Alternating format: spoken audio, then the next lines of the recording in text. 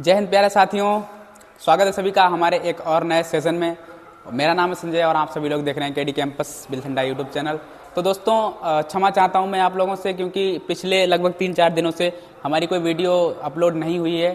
तो बात दरअसल ये थी कि हम थोड़ा बाहर गए हुए थे और थोड़ा सा घर पे कोई नहीं था, तो इस वजह से कोई भी वीडियो शूट नहीं हो पाई। वरना मैं नहीं तो कोई ना कोई कर देता या एक कोई वीडियो अपलोड हो जाती। तो मैं भी बाहर गया हुआ था थोड़ा काम से, तो इसलिए अपलोड नहीं हो पाई। तो आज हम लोग पढ़ेंगे अपवाह तंत्र। जैसा कि पिछली वीडियो में हमने आप लोगों को बताया था कि जो नेक्स्ट वीडियो होगी हमारी, वहाँ तक मैंने सारे पर्वत और पठार वगैरह सब समाप्त कर दिए थे, और यहाँ तक कि जब दर्रा और जो झीलें थी वो भी हमने समाप्त कर दी थी। और आज के इस वीडियो में हम पढ़ेंगे अपवाह तंत्र। अपवाह तंत्र का मतलब है यानी नदियाँ। सीधी सी बात में समझो, नदियाँ, नदी। तो आज के इस वीडियो में हम पढ़ेंगे नदी।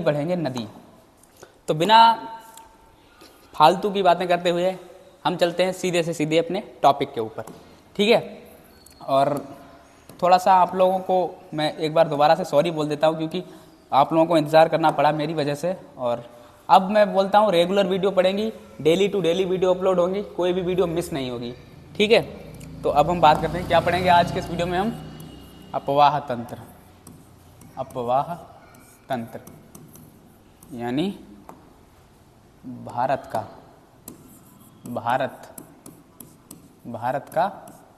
अपवाह तंत्र।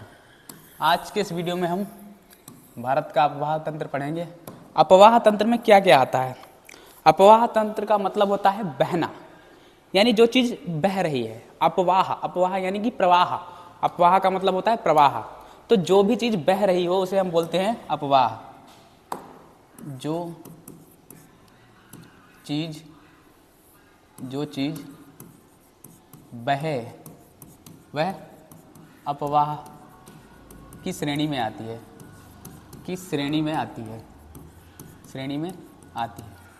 तो आज हम पढ़ेंगे अपवाह तंत्र के अंतर्गत नदियाँ। और नदी में जो भी क्लासेस यूट्यूब पर चलती हैं, लगभग सभी लोग सबसे पहले सिंधु नदी को ही पढ़ाते हैं। तो हम भी सिंधु नदी को ही पढ़ाएंगे, वहीं से स्टार्ट करेंगे, क्योंकि हमारा प्यारा भारत है, इसके शीर्ष से पढ़ेंगे। यहाँ से सिंधु नदी कैसे करके निकलती है और कैसे करके ये जाती है, और कौन कौन सी नदियाँ इसमें सहायक हैं इसकी जो आगे मिलती हैं। और मैं एक बात बता दूं आप लोगों को, आज की इस वीडियो में हम संपूर्ण सिंधु नदी पढ़ेंगे, ठीक है। बाकी जो इसकी जो सहायक नदियाँ हैं, इनके लिए हम एक अलग से वीडियो बना देंगे कि सिंधु नदी की कौन कौन सी सहायक नदियाँ हैं। क्योंकि सिंधु नदी ही अपने आप में एक इतनी बड़ी नदी है जिसको पढ़ाने के लिए लगभग 10 से 20 मिनट तो आराम से चाहिए ही चाहिए, और ज़्यादातर 1 घंटा भी लग सकता है। तो आज का जो हमारा टॉपिक रहेगा वो होगा सिंधु नदी।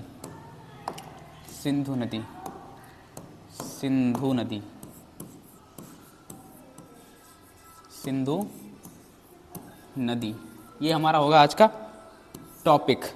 और अब सारी जितनी भी नदियां हैं भारत में सभी हम पढ़ेंगे, क्रम बाई क्रम पढ़ेंगे सभी को, A to Z तक। जितनी भी जो इम्पोर्टेंट नदियां हैं उनको हम पढ़ लेंगे, और उसके बाद में हमारा जो अपवाह तंत्र है वो भी समाप्त हो जाएगा। अब हम सबसे पहले सिंधु नदी के बारे में बात कर लेते हैं। सिंधु नदी, तो कुछ बेसिक सी जानकारी हम इसके बारे में आपको बता देते हैं। सिंधु नदी का उद्गम स्थल, ये सारी चीज़ें जो उद्गम स्थल वगैरह है, इन सब के बारे में हम बाद में चर्चा करेंगे। सबसे पहले हम बात करते हैं सिंधु नदी कहाँ से निकलती है। सबसे पहले अगर हम बात करें सिंधु नदी के उद्गम स्थल की, तो सिंधु नदी जो है सभी लोग जानते हैं, यहाँ पर ये जो एरिया है ये यहाँ पर तिब्बत का एरिया है। तिब्बत एक पहले देश हुआ करता था, लेकिन अफसोस की बात है ये है कि चाइना ने उस पर कब्जा कर लिया। तो अब ये सब चाइना के अंतर्गत आता है। तो ये अभी चाइना ही हम लोग बोलेंगे, और तिब्बत भी बोल सकते हैं, पेपर में कुछ भी बोल सकता है पेपर। तो यहाँ पर ये जो टिबेट लिखा हुआ है, तिब्बत, यहाँ पर तिब्बत में एक जगह है, यहाँ पर एक जगह है जिसका नाम है मानसरोवर। क्या नाम है इसका? मानसरोवर। और ये एक प्रकार की झील है, यहाँ पर एक प्रकार की ये झील है, और यहीं से उद्गम होता है। मतलब ये एक ग्लेशियर भी है यहाँ पर, क्योंकि हिमालयी क्षेत्र है तो यहाँ पर ग्लेशियर भी मिलते हैं हमें। यही एक झील टाइप की है और यहीं से एक नदी निकलती है जिसकी हम बात कर रहे हैं, हम पढ़ेंगे सिंधु नदी की। यहाँ पर ये इस टाइप से, ये जो नदी है यही है हमारी सिंधु नदी। यहाँ पर एक छोटा सा हिमनद है, हिमनद बोलते हैं जैसे ग्लेशियर, मैंने आपको बता दिया। उस हिमनद का क्या नाम है? हिमनद का क्या नाम है? यानी ग्लेशियर, ग्लेशियर। इसका नाम है बोखरचू, बोखरचू। इस ग्लेशियर का नाम है बोखरचू। ठीक, ये जो ग्लेशियर है हमारा, इसका नाम है बोखरचू और इसी ग्लेशियर से ये निकलती है नदी। इसी ग्लेशियर से ये नदी निकलते हुए जाती है, यहाँ पर ये भारत में प्रवेश कर जाती है और भारत में प्रवेश करने के साथ साथ यहाँ पर पाकिस्तान और कुछ अफगानिस्तान का जो एरिया है उसको भी मिला लेती है और सीधे जाके यहाँ पर अरब सागर में गिर जाती है, सीधे जाके अरब सागर में गिर जाती है। अरब सागर, ये ब्लैक कर लूँ मैं इसको, सीधे जाकर ये अरब सागर में गिर जाती है। कहाँ से निकलती है? ये बोखरचू से निकलती है। और अब वह जो तंत्र, इसका जो सबसे ज़्यादा मुहाना है वो कहाँ पर है? अरब सागर में है। एक सेकंड के लिए आप लोग रुकिए, मैं थोड़ा सा अभी आता हूँ। तो कहाँ से निकलती है ये? बोखरचू से निकलती है, बोखरचू से। इसको कुछ लोग गोखरचू भी बोल देते हैं, तो उसमें कोई टेंशन वाली बात नहीं है। और तब तक आप लोग थोड़ा सा कमेंट कर दीजिए, मैं थोड़ा तब तक पानी पी लूँ।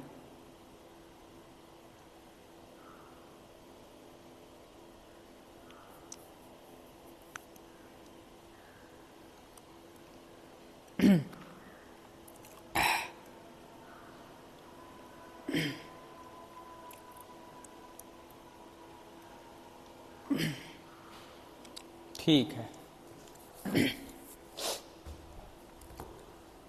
ठीक। तो हम कहाँ पर थे? बोखरचू पर थे। तो ये जो नदी है ये यहाँ पर बोखरचू ग्लेशियर से निकलती है और यहाँ से भारत में प्रवाहित होते हुए यहाँ पर सीधे अरब सागर में आकर गिर जाती है। तो अगर हम इसके उद्गम स्थल की बात करें, उद्गम स्थल, तो वो हो जाएगा हमारा मानसरोवर झील, मानसरोवर, मानसरोवर झील, मानसरोवर झील। और ये इसका जो ग्लेशियर है वो कौन सा है? बोखरचू, बोखरचू ग्लेशियर, ग्लेशियर। और ये है कहाँ पर? तो ये सभी है तिब्बत में। एक एक आप लोग नोट्स बना के चलिए, और नोट्स बनाएंगे तो ही ज़्यादा अच्छा होगा। बाकी ये तिब्बत में है। अब हम बात करते हैं इसके आगे की। यहाँ पर इसको थोड़ा मैं रिमूव कर दूँ। यहाँ पर ये निकल गई, अब यहाँ से अब ये भारत में प्रवेश करेगी, भारत में ये नदी अब प्रवेश करेगी। यहाँ से निकल गई, अब यहाँ से ये एक जो लद्दाख के पास में एक छोटा सा पास है, यहाँ पर ये एक पास है, इसको हम बोलते हैं दमचौक, दमचौक। यहाँ से ये भारत में प्रवेश कर जाती है। ये क्वेश्चन बहुत ज़्यादा इंपॉर्टेंट है, आप लोग इसको ध्यान में रखिए ज़रूर, क्योंकि ये जो क्वेश्चन है ये एसएससी जीडी में आया हुआ है, एसएससी जीडी में आया हुआ है। तो भारत में जो इसका प्रवेश स्थल है वो कौन सा है? कोई भी चीज़ हम छोड़ेंगे नहीं। भारत में प्रवेश, भारत में ये कहाँ से प्रवेश करती है? कहाँ से करती है? तो क्या बताएंगे आप लोग? दमचौक, दमचौक कहाँ है ये? लद्दाख में है, लद्दाख, दमचौक लद्दाख में है। आगे बात करते हैं भारत में कहाँ से बहती है। ये यहाँ से ये प्रवेश कर गई। उसके बाद में प्रवेश करने के बाद क्या हुआ कि यहाँ से कुछ इस टाइप से ऐसे करके बहकर चली गई। तो ये लद्दाख में बही और यहाँ पर जो है, यहाँ पर लद्दाख की राजधानी है लेह है, वो बसी है इसके ऊपर। लद्दाख की जो राजधानी है यहाँ पर, एक सेकेंड, लद्दाख की जो राजधानी है लेह है, यहाँ पर बसी है, यहाँ पर लेह बसा है। कौन से तट पर बसा है? दाएं तट पर बसा है, दाएं, ये यहाँ पर दाएं तट पर बसा है, दाएं तट पर बसा है। बात करते हैं हम, लिख लेते हैं इसको साथ ही साथ। क्योंकि बार बार ये नोट्स नहीं बनाएंगे, तो अब हम क्या लिखेंगे इसके आगे, यहाँ पर लद्दाख, यहाँ पर मैं बसा शहर बता दूँ, यहाँ पर ये ज़्यादा सही रहेगा, बसा शहर। तो ये कौन सा हो जाएगा हमारा, इस शहर का नाम हो जाएगा लेह। और कहाँ पर है ये, दाएं तट पर स्थित है, दाएं तट पर, दाएं तट पर स्थित है। इसके आगे अब हम बात करते हैं, ये थोड़ा सा अब यहाँ पर ये दाएं तट पर स्थित है। अब यहाँ से ये निकल गई, जहाँ से ये निकली है इस जगह को ये भी पूछता है एग्जामिनर, एक कई बार पूछता है कि ये जहाँ से ये जो सिंधु नदी है ये भारत से निकलती है, उस जगह को क्या बोलते हैं, तो उस जगह को बोलते हैं हम चिल्लास, उस जगह को बोलते हैं हम चिल्लास। लाइट चली गई है फ्रेंड्स, तो इन्वर्टर जो है वही काम कर रहा है।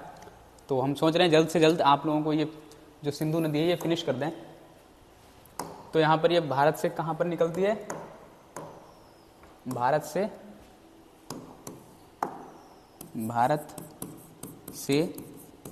निकास, भारत से इसका निकास हो जाता है, कहाँ पर हो जाता है, चिल्लास हो जाता है, चिल्लास, चिल्लास से इसका निकास हो जाता है। और ये भी लद्दाख में ही है, लद्दाख, ये भी लद्दाख में ही है। इसके बारे में हम आगे बात करते हैं। यहाँ पर अब यहाँ से ये निकल गई है, अब हमें भारत से कोई लेना देना इसका नहीं रह गया है। अब इसके बाद में ये पहुँचती है पाकिस्तान। पाकिस्तान में जब ये पहुँचेगी यहाँ से निकल गई, अब ऐसे करके अफगानिस्तान से होकर ये अरब सागर में आकर गिर जाएगी। यहाँ पर कुछ इस तरह से, यहाँ पर मिठानकोट नाम की एक जगह है, मिठानकोट, यहीं पर ये पंचनद बनाती है, पंचनद बनाती है। पंचनद का मतलब होता है 5 नदियों का समूह। यहाँ पर 5 नदियाँ आकर मिल जाती हैं। कौन कौन सी वो नदियाँ होती हैं उनके बारे में भी हम विस्तार से पढ़ेंगे, लेकिन अभी हम बता देते हैं आपको। सबसे पहले सिंधु, उसके बाद में सतलज, उसके बाद में रावी, उसके बाद में ब्यास, उसके बाद में झेलम, उसके बाद में झेलम। सिंधु, सतलज, रावी, ब्यास, झेलम, ये नदियां जो हैं ये यहाँ पर पंचनद बनाती हैं। इसके साथ में आगे हम बात करें, इसको भी हम लिख लेते हैं, पंचनद, पंचनद, पाकिस्तान के मिठानकोट में, मिठानकोट में, पाकिस्तान के मिठानकोट में। इसके आगे बात करेंगे। अब ये यहाँ से निकलकर सीधे कराची से होते हुए, यहाँ से ये कराची से होते हुए, कराची से होते हुए सीधे ही ये अपना पानी अरब सागर में गिरा देती है, अरेबियन सी में गिरा देती है ये अपना पानी। आगे हम बात करें तो आगे जब हम लिखेंगे, हेलो हेलो हेलो, हाँ बताओ, हाँ लाया था ना यार, हम पे नहीं है, तो देख लो, आओ देख लो, हम वीडियो बना रहे हैं।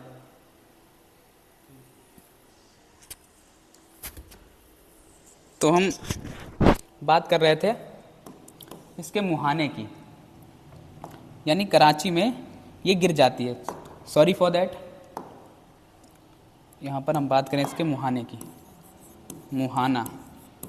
तो जब हम इसके मुहाने के बारे में बात करेंगे तो ये हो जाएगा हमारा अरब सागर, अरब सागर। और ये मत सोचना कि हमने आपको डेल्टा नहीं बताया क्या होता है, दोआब या पंजाब नहीं बताया क्या होता है। ये आप लोग धैर्य रखिए, जैसे जैसे क्वेश्चन आएंगे, जैसे जिस तरह से जहाँ पर जो स्थिति बनेगी वहाँ पर हम आपको बता देंगे कि डेल्टा क्या होता है, और वहीं पर हम आपको बता देंगे दोआब क्या होता है। इसमें कोई भी दिक्कत वाली बात नहीं है, जैसे जैसे जो आता जाएगा उसको हम आपको बताते जाएंगे। तो यहाँ पर मुहाना इसका हो जाएगा अरब सागर में, और कराची इसके जो तट पर है, कराची शहर बसा है, मुहाने पर कराची शहर बसा है। पाकिस्तान का काफ़ी समृद्ध शहर है कराची और लगभग 30 से ज़्यादा वर्षों तक पाकिस्तान की राजधानी भी रहा है। इसके बारे में हम आगे बात करते हैं।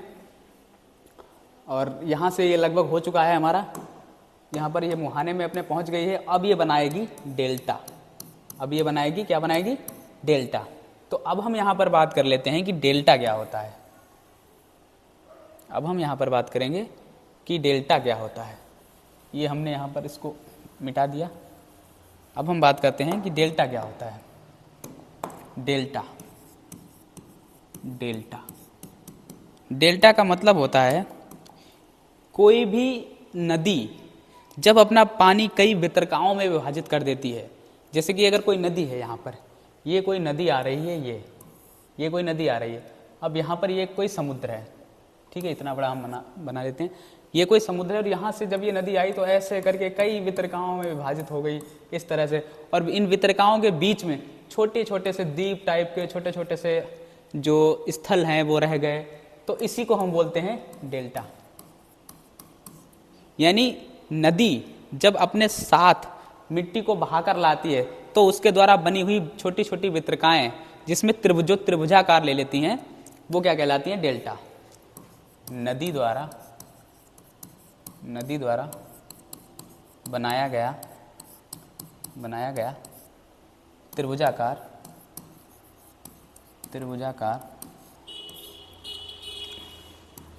और वितरिका, त्रिभुजाकार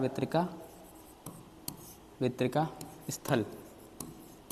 नदी द्वारा त्रिभुजाकार बनाया गया ये वितरिका स्थल, इसी को बोलते हैं हम डेल्टा। अब बात समझ में आई डेल्टा? कोई डाउट तो नहीं रहा? अगर कोई डाउट हो तो आप लोग कमेंट करिए, हम अगले वीडियो में उसको सॉल्व करेंगे। पहली बात, कोई डाउट जहाँ तक है मेरे अंदाज से नहीं होना चाहिए। तो हम बात करेंगे, यहीं पर ये डेल्टा बना देती है। डेल्टा अरब सागर में बना देती है, अरब सागर में बना देती है। अब आई है बात इम्पोर्टेंट। यहाँ तक तो सभी को समझ में आया है। अब हम छोटे छोटे से जो इम्पोर्टेंट टॉपिक्स हैं, यानी छोटे छोटे जो इम्पोर्टेंट पॉइंट हैं, उनकी हम बात कर लेते हैं। लंबाई,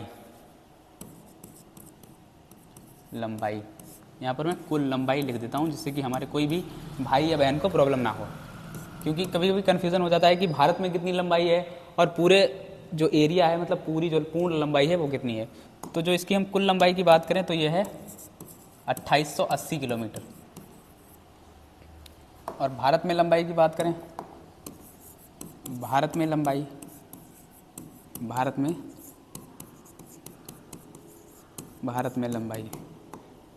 लंबाई कितनी है इसकी?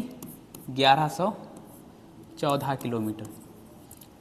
कुल लंबाई की अगर बात करें तो 2880 हो जाएगा, और भारत में अगर लंबाई की बात करेंगे तो 1114 किलोमीटर हो जाएगा। उसके बाद हम आगे बात करते हैं कुल क्षेत्रफल।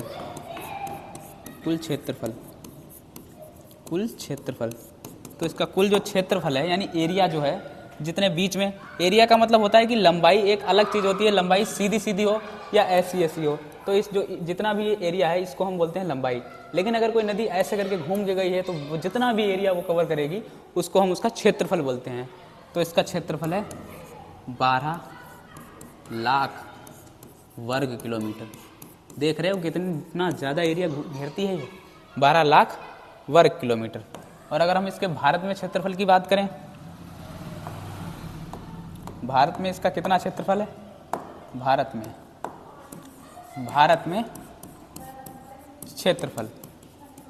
में अगर इसके हम क्षेत्रफल की बात करें तो ये हो जाएगा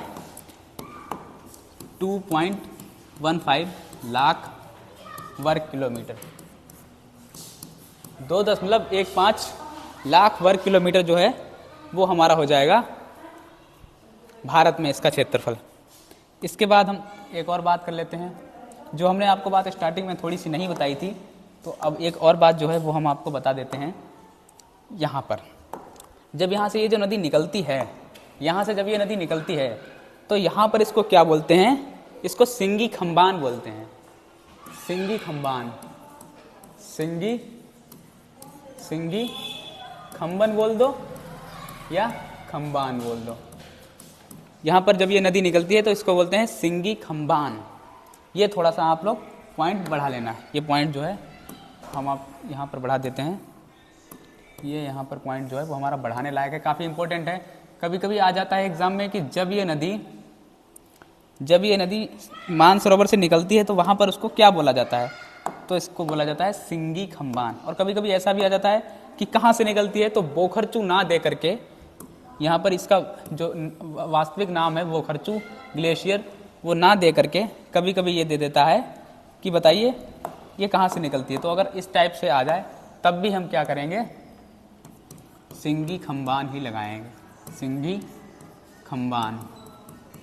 अगर इस तरह से आ जाएगा तो हम इसको टिक कर देंगे। बाकी अब मैं इसको छोटा कर दूं और आगे बात करते हैं कुछ और इम्पोर्टेंट जो टॉपिक्स। लगभग जो है ये समाप्ति हो चुकी है। अब हम इसके सहायक जो नदियां हैं उनके बारे में हम बात कर लेते हैं। सहायक जो नदियां हैं, ये पूरी पीडीएफ आप लोगों को मिल जाएगी। आप लोग हमारे डिस्क्रिप्शन को चेक करिए, आपको पूरी पीडीएफ मिल जाएगी। बात करेंगे हम इसकी सहायक नदियों की। सहायक नदियाँ, सहायक नदियाँ, इसकी सहायक नदियों में इम्पोर्टेंट है, नोट कर लीजिए। सबसे पहले है झेलम, सबसे पहले है झेलम, उसके बाद में है सतलज। कभी कभी सतलुज भी लिखा आता है तो उसमें कोई भी डरने की बात नहीं है, सतलुज। उसके बाद में अगर हम बात करें ब्यास, उसके बाद हम बात करें रावी, ठीक, झेलम, सतलज, ब्यास, रावी। उसके बाद में श्योक, उसके बाद में एक और है गिलगिट, गिलगिट या गिलगित भी बोलते हैं ये। और उसके बाद में एक और नदी है इम्पोर्टेंट जो है द्रास। तो ये जो जितनी भी नदियां हैं, ये जितनी भी नदियां हैं इनके बारे में हम नेक्स्ट वीडियो में पढ़ेंगे बहुत ही ज़्यादा विस्तार से कि कौन सी नदी कहाँ से निकलती है और क्या क्या उसके जो तट है वहाँ पर कौन कौन सी जो परियोजनाएं हैं वो स्थित हैं। जैसे कि अगर हम बात करें, आपको छोटे से एग्जाम्पल के तौर पर अगर हम बताएं तो झेलम नदी पर कई जो हैं वो परियोजनाएं हैं, जैसे तुलबुल है, ये परियोजना जो है ये इस पर है। और एक और ज़्यादा इम्पोर्टेंट जो नदी है वो रही जा रही है, उसको भी हम लिख लेते हैं। सबसे इम्पोर्टेंट जो नदी है वो है चेनाब। ये शायद मैंने वहाँ पर बताया था या नहीं बताया था, ये मेरे को ध्यान नहीं है, लेकिन ये जो चेनाब नदी है ये काफ़ी ज़्यादा इम्पोर्टेंट है। और ये जितनी भी नदियाँ हैं ये सभी आकर इसमें मिलती हैं। और एक चीज़, सबसे लंबी जो सहायक नदी है उसके बारे में भी हम बात कर लेते हैं। तो चेनाब हो जाएगी वो सबसे लंबी सहायक नदी। कुछ चीज़ें जो होती हैं ना वो दिमाग से निकल जाती हैं, लेकिन ये आप लोगों की दुआ है कि वक्त के रहते याद आ जाती हैं और हम आपको उसको करा देते हैं। सबसे लंबी सहायक नदी, सबसे लंबी सहायक नदी, सहायक नदी तो ये हो जाएगी हमारी, कौन सी हो जाएगी, चेनाब हो जाएगी। सबसे लंबी नदी हो जाएगी, इसकी जो सहायक नदी है वो चेनाब हो जाएगी। चेनाब कहाँ से निकलती है तो बताएंगे सभी लोग हमारे दोस्त। कहाँ से निकलती है ये, बाड़ा लाचाला दर्रा से निकलती है। कहाँ से निकलती है, बाड़ा लाचाला, चंद्रा और भागा के मिलन स्थल से। इसके बाद में हमारा छोटा सा एक टॉपिक सा जो बोल सकते हैं वो रह जाता है, उसको भी हम आपको इसमें ख़त्म करा देते हैं। लगभग हम जो संपूर्ण सिंधु नदी है उसको हम संपूर्ण रूप से ख़त्म कर देंगे इस वाले वीडियो में, जिससे आप लोगों को और कहीं भी कुछ पढ़ने की ज़रूरत ना पड़े। तो अगर हम बात करेंगे, एक छोटा सा रह जा रहा है सिंधु जल समझौता, सिंधु जल समझौता, इसकी हम बात करेंगे। काफ़ी ज़्यादा पॉइंट ऑफ व्यू से इम्पोर्टेंट है। तो ये कब हुआ था, कब हुआ था, कब हुआ, अगर हम इसकी बात करें कब हुआ तो इसका आंसर हो जाएगा हमारा 1960, 1960 ये हमारा आंसर हो जाएगा।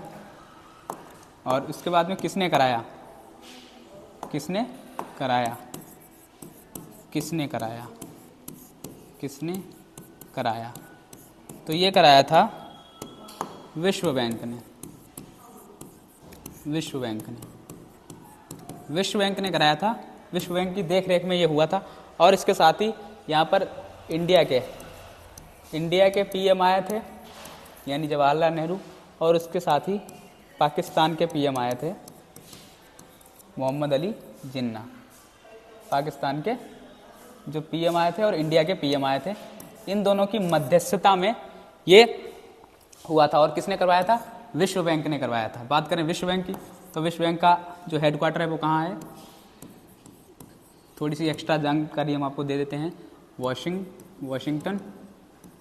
वाशिंगटन DC, ये अमेरिका की राजधानी है, यहाँ पर इसका मुख्यालय है।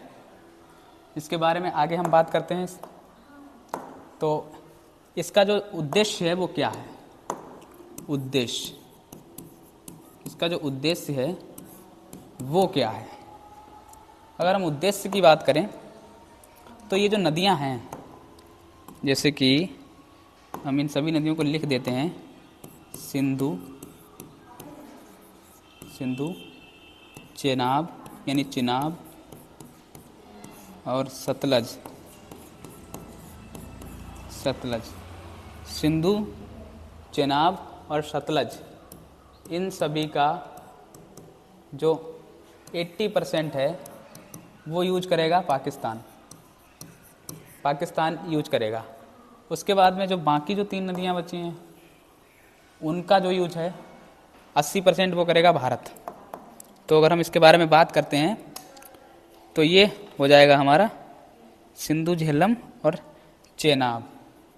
जैसे कि यहाँ पर ये सतलज नहीं होगा, यहाँ पर झेलम हो जाएगा, झेलम। ये 3 नदियाँ जो हैं इनका 80% पाकिस्तान करता है और 20% भारत करता है। इसके बाद में जो भी नदियाँ बची हैं, 6 नदियाँ जो बाकी बची हैं हमारी, उनके बारे में हम बात कर लेते हैं। तो वो जो 6 नदियाँ हो जाएंगी हमारी, कौन कौन सी हो जाएंगी? सबसे पहले हो जाएगी सतलज, उसके बाद में हो जाएगा व्यास, उसके बाद में हो जाएगी रावी। ये जो 3 नदियाँ हैं इनका 80% भारत करता है और 20% पाकिस्तान करता है। इनका जो 20% है वो पाकिस्तान यूज करता है। ये बात समझ में आ गई? ये जो इम्पोर्टेंट है, सिंधु जल जो समझौता है, ये काफ़ी इम्पोर्टेंट है। कभी कभी क्वेश्चन देखने को मिल जाता है एग्ज़ाम में, एग्जामिनर का मन है वो दिखा देता है। अच्छा, ठीक है।